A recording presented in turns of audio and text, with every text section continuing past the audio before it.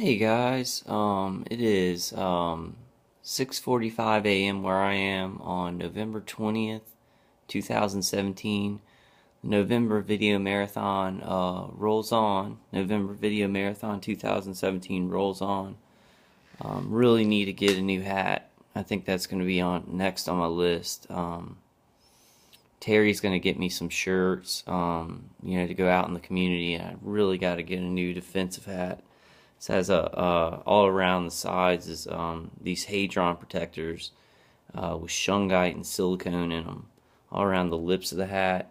And then what the hat's made out of has Silverel in it that blocks some of these electromagnetic frequencies. So I do kind of need to wear it for the video because my attackers would hurt me a little bit more.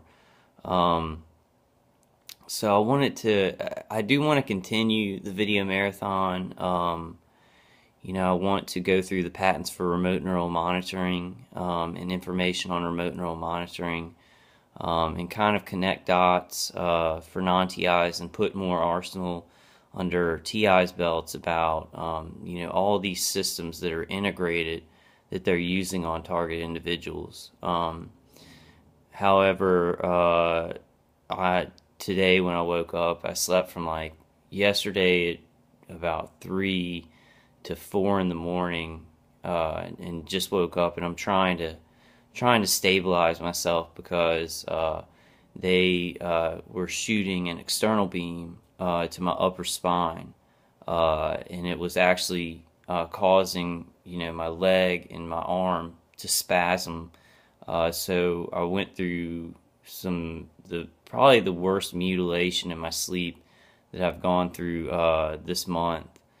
So I guess that I hesitate to say how bad I'm being tortured sometimes because I don't want people to connect that with speaking out. And I don't want TIs to think, hey, if I speak out, they're just going to hurt me worse. Because really I think that it's more of a risk not to speak out. We have to quicken this. We have to quicken the end of this program. We have to quicken this technology coming out into the public, into public awareness, so that these crimes can be stopped. So I kind of get stuck in the middle with just tell the truth, and people make up their own minds. But it was severe mutilation. Like, it feels like my brain and my spine, my upper spine, are cooked. It was so hard to even breathe and get up. And so I didn't want to jump into the remote neural monitoring patents and information about that. I kind of want to see if I can maybe guard myself a little bit better tonight and get some energy kind of going, and then tackle that.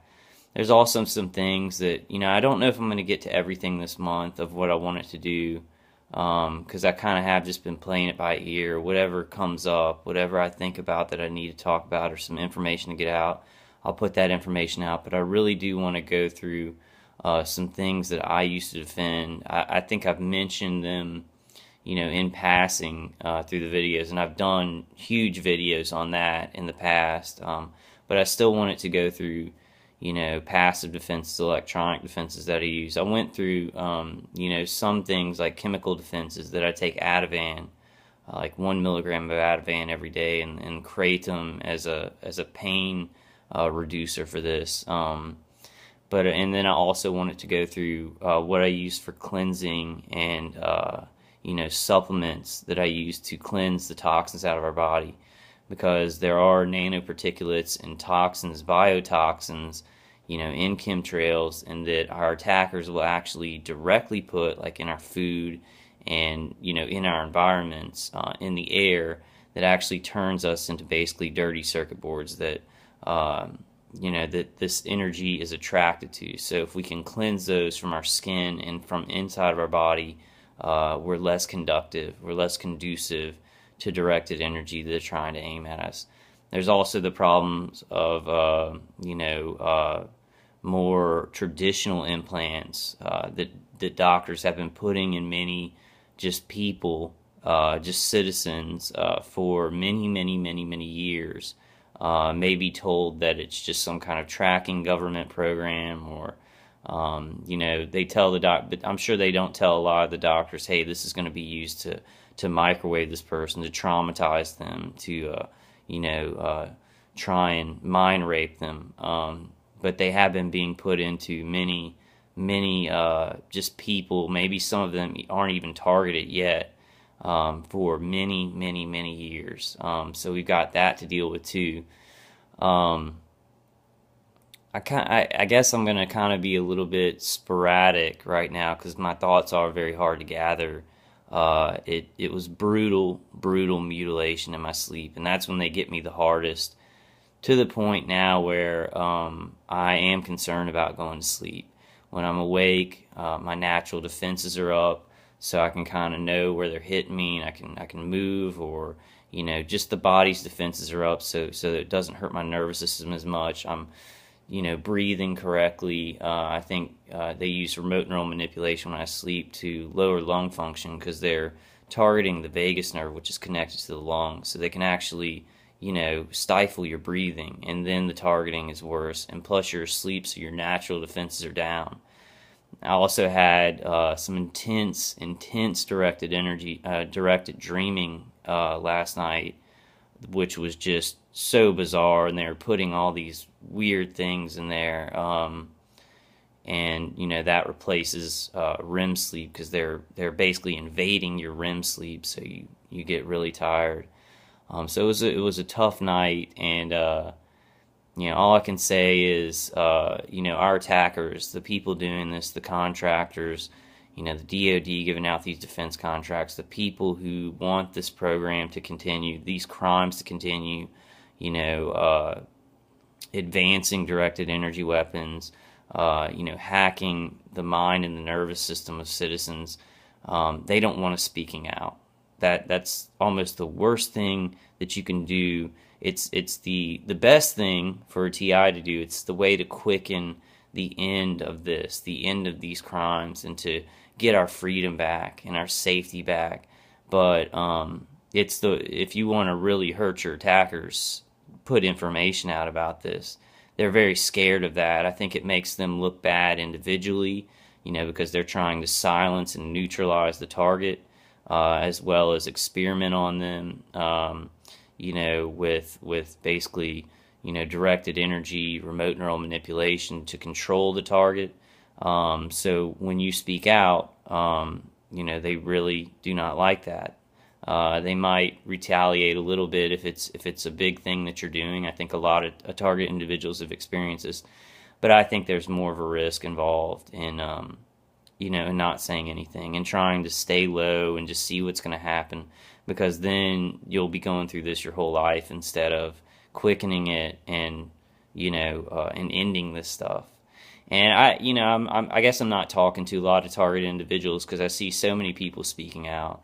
So many people speaking out on the conference calls, so many people, Techno Crime Fighters Forum, TI TV, look those up on YouTube, Ella Free, Terry Brewer, Linda C., Sue, Brian Tu, so many people are speaking out and just bringing out this information in an intelligent way.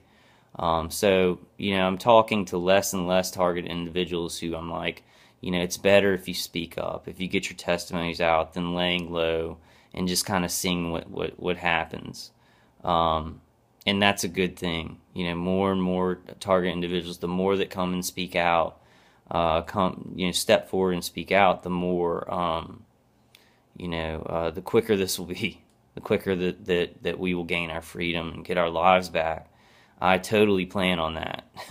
I totally plan on that. Maybe in my darkest, most doubtful moments, I'm like, we're not getting the attention that the Cuban embassy, the State Department workers in Cuba got. They got medical attention. They got an investigation by the agencies. It never comes for us. If we go speak to somebody, we can maybe get pain help, paying for help and a little bit of medical help if we don't speak about this. But then if we do speak about what's really happening, there's a huge risk of being institutionalized for short periods of time or long periods of time. So I kind of lost track of where I was going with that. But I did want to say, one of my mentors, the person who the first conference call I went to, his name's Mike, and he sent me a text message saying, "Great vids, great vids, Kyle. Keep it up." And it really goes to show that how resilient we are, and that we're not a bunch of mentally ill people who are who just like all of a sudden we're like, oh, surveillance and there's stuff like this and now we're being attacked. We're just regular people. Most of us are just regular people who this just happened to. Then we had to start researching it. Then we had to get into the support groups. Then we had to do that stuff. So I really want to connect those dots for non-TIs. But I wanted to say that the information that I'm putting out during the November video marathon, and just any videos that I make outside of this November video marathon, the information is very important. Don't get me wrong. But I wanted to make a point, what Mike was saying. Sometimes he sees what I'm doing a little bit better than what I'm doing. My main point on doing this November video marathon is to show who we are. This is about us. This is about us. We're not that propaganda, these crazy, selfish people, delusional people who want attention or, are delusional because they know about surveillance in the world, so they've just flipped a switch in their brain and this new mental illness has come out. We're not that. This is about us. This thing that I'm doing, the November video marathon, it's about us. It's about who we are. We are normal people who are strong, who are free citizens, who haven't done anything wrong, and we're facing something huge where nobody's running to our aid. And we're sticking together, and we have to speak out often and speak out every day. Speak out, I'm trying to think of the saying, but it's like, speak out, I can't remember it. It's like speak out often, speak out something, but speak out a lot. I guess that's what I'm saying. They really did a number on me last night. I've been up for about, I guess 3 hours since I woke up, and I'm still, kind of, you kind of get going again, and the pain's not as bad, but it was so bad that, I was screaming, yelling, because my body is on such a torture drop that my body's so tired. Like at the beginning of this torture, I wasn't really screaming out, but now it seems like it's like my body's so fatigued and so tired and so worn out from the rape, the mind rape, the body rape, the torture, that I have to scream. And I wasn't screaming at anybody upstairs or screaming at the guy next to me who's kind of half-assed involved in this. Because I told my parents I wouldn't do that. I would just ignore them and run my water when I go into the bathroom so that I don't hear the noise campaign. And just do my best on that. I was just screaming because the pain was so bad. And I feel like when I cry out, and I'm not recommending this to target individuals because every situation is different and you got to figure out what's good for you. And I really couldn't help it.